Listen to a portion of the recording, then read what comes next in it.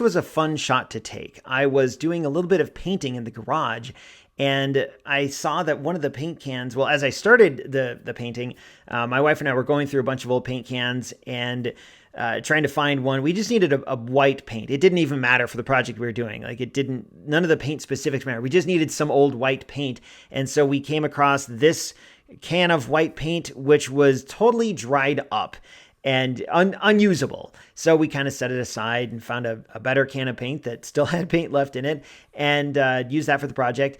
And I thought, well, what am I supposed to do with this old can of paint? Like, just throw it out, right? That's how you're supposed to dispose of old paint. But I thought, well, before I do that, I wonder if I could take a macro picture of it and turn it into something kind of neat. So that's what I attempted here. If you click on the link, if you're on YouTube, you click on the link to go to the blog, you can see the setup that I used. It's my D750, my Nikon D750, my macro lens, and this can of paint sitting in the back of my car because I needed it to sit up.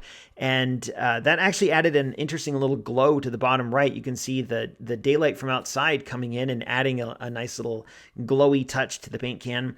And I really wanted to take some sort of picture of this groove, this dried, crusty groove where the lid attaches to the can. And I didn't even know exactly what I wanted it to look like. I just wanted something of that groove with all this old paint sitting there. And I thought it would make for a cool picture. In my mind, I was almost thinking of like the trench run at the end of the first Star Wars where all the X-Wings are flying through that trench in the Death Star. And I was like, man, how could I recreate that trench with a can of paint? I did not. But I did have fun taking this. And I tried several different settings, like exposure settings, and even how I adjusted all of the compositional elements. Like I kept on rotating the can of paint until I got a cool looking texture. And I tried different apertures. This is actually f/27. And originally I tried a bunch of like f/13, f/19, and it was an unusable blurry mess.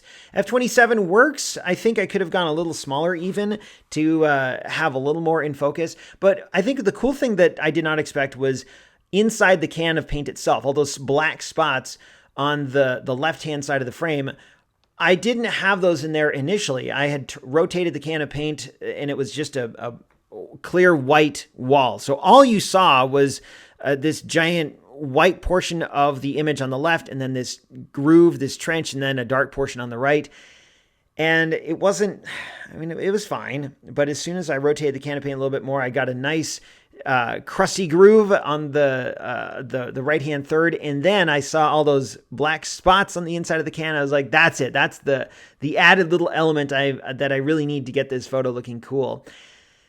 One thing that I also like about this is I didn't edit the right-hand side at all. The black area there is not me removing anything in Photoshop. It really was that dark. And I think that that's what happened with the exposure settings. I exposed for the groove in the paint can. I did not expose for the vehicle or the trunk of my car. Had I done that, I think the right-hand side would have been much brighter, but it almost looks like something has been removed in Photoshop and replaced with dark black, but that's not the case. It literally was that way as the photo turned out. Like that is exactly how the photo looked. So that I thought that was kind of cool. Ultimately, will this be a new career in paint can photographing? I don't think so, but ultimately I did have fun taking it, and I learned a couple things about using the elements that I have to get an interesting shot, even if I don't see it right away.